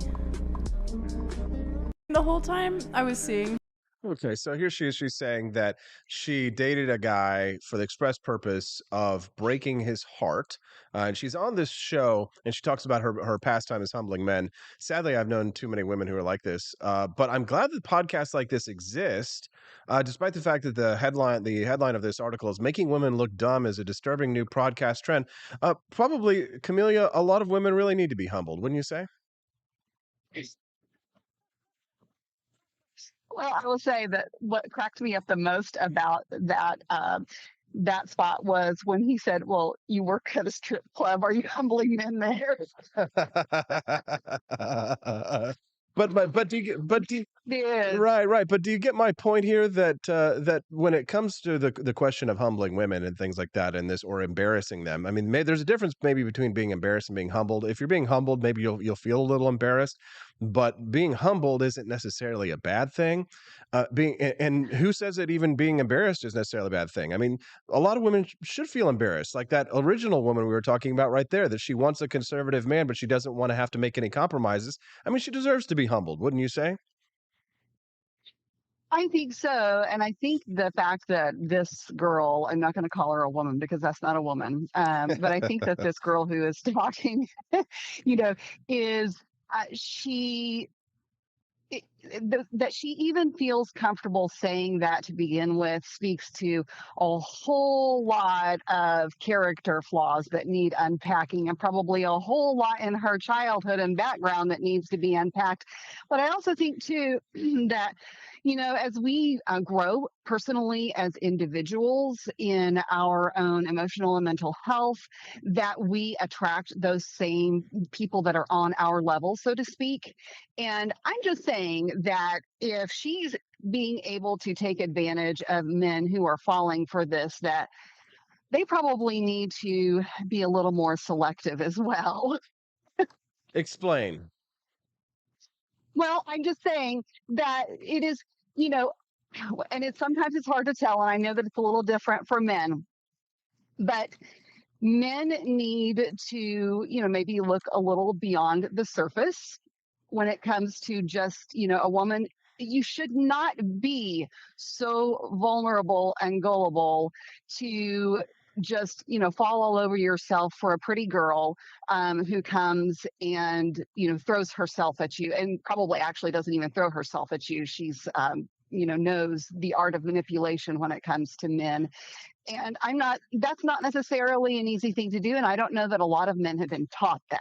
Well, here's that's true. Actually, if I were to teach a course to men on how to attract women, I would tell them, you shouldn't chase a girl at all. I know that it's supposed to be that you should never, you shouldn't. I mean, it's kind of like Steffi and I kind of like joke, we laugh about it, but I mean, the fact is that I didn't chase Steffi. Steffi chased me. And of the good relationships that I had in my life, very, very few was it me actually seeking out the woman, because the dirty little secret is that women don't really like guys who chase them. They don't, because typically women have such low self-esteem, Camellia, that if a man is interested in her, she thinks that there's something wrong with him, because she thinks there's something wrong with herself always, because they're so neurotic and their self-esteem is so low that when you look at it, if a man is not interested in her, if a man runs away from her, if a man says no to her, that's the one she wants. She wants the one who doesn't want him. Am I wrong, Camellia? No, but I also think this goes back to the basic human instinct that the forbidden is more desirable. So we tend to have a natural tendency to want what we can't have. Yes. But you know what? When I was thinking through some of this last night, I had seen a tweet about an article earlier yesterday, and I wish I would have saved it because I couldn't find it again. But it talked about this notion that with the advent of online dating apps, that maybe it has set up this illusion of unlimited options.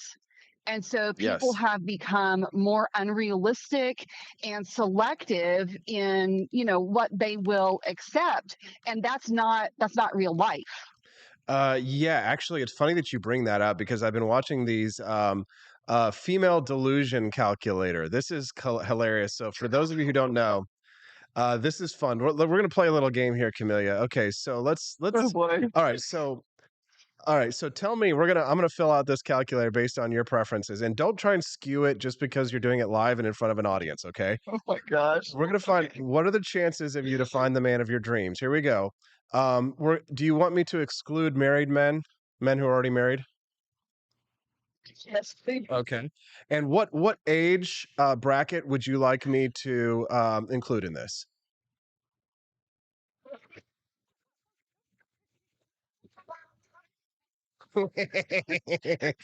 What age bracket of men are you interested in, Camellia? All right. Well, I'm not very exclusionary, so I would say 30 to, oh my gosh, I don't know. 55. 30 to 55. 55. Okay, so there we go. We've got your brackets. Age. Now, race, any color or white, black, or Asian? Yeah, I don't care. Any. Okay. Minimum height. I don't have a minimum height. I've never really thought about it. Camellia, will you please pick a minimum height? You're not dating a man. You're not dating a Benjamin Button who's 2 feet tall. Will you please just tell me the minimum height? All right, I'll choose one. Okay. 5'5". You would date a man who is that much significantly shorter than you. It's 3 inches. Be real. What would you date?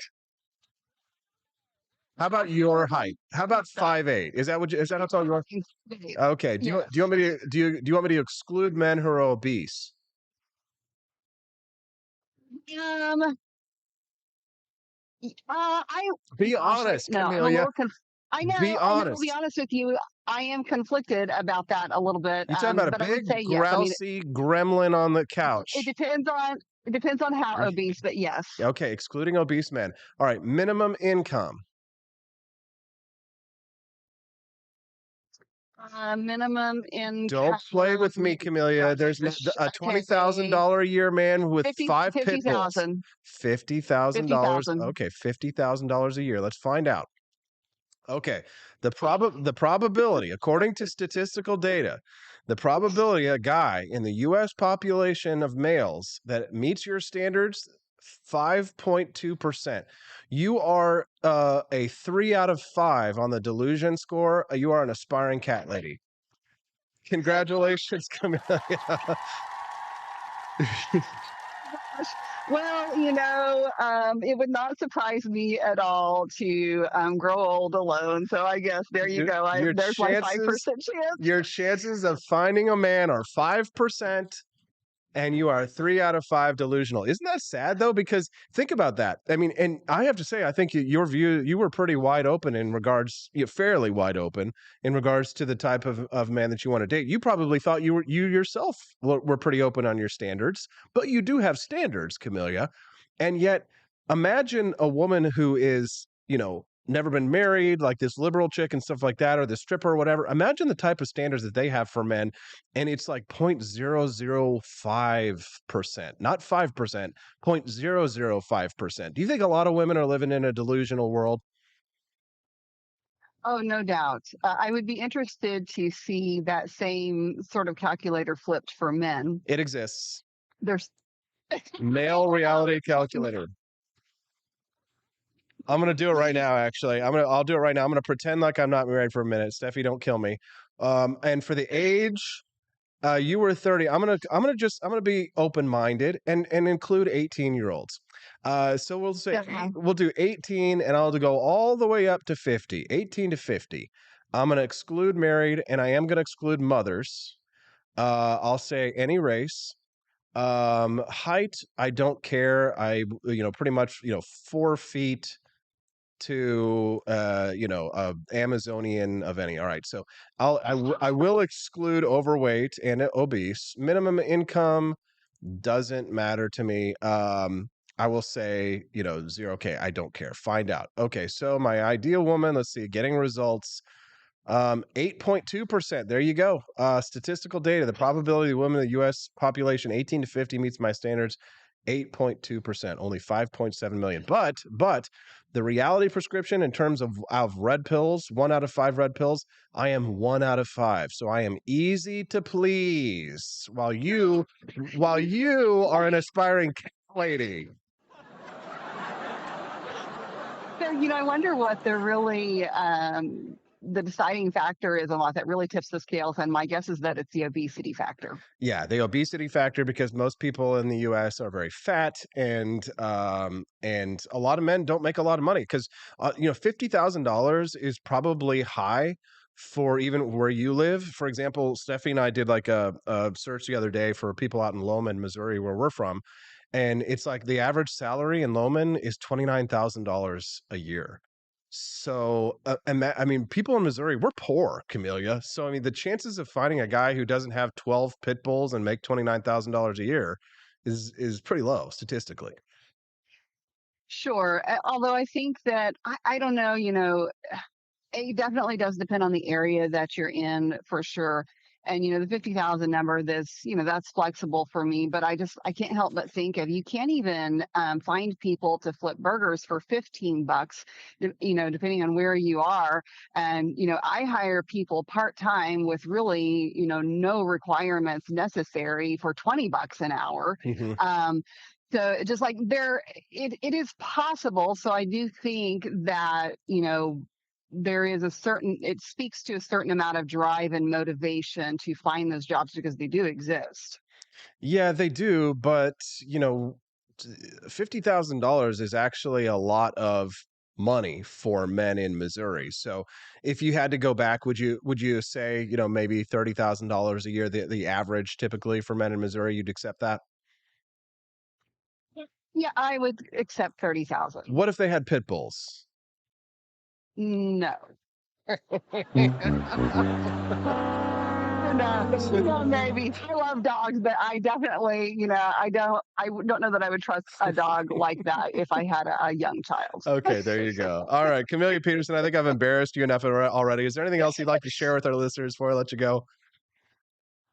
I would just say, remember that, we all have meaningful lives, and where you find your meaning in life and what you appreciate in a potential partner is different from the next person's, and there is hope yet. Okay, says the aspiring cat lady. Camellia Peterson, we'll have you back on Thursday. Have a great day. Thanks so much for your time today. See you later. Have a great day, everyone. You too. There you go. What do you think of Camellia Peterson? I think that was probably some of the most fun we've had on the Wake Up America show.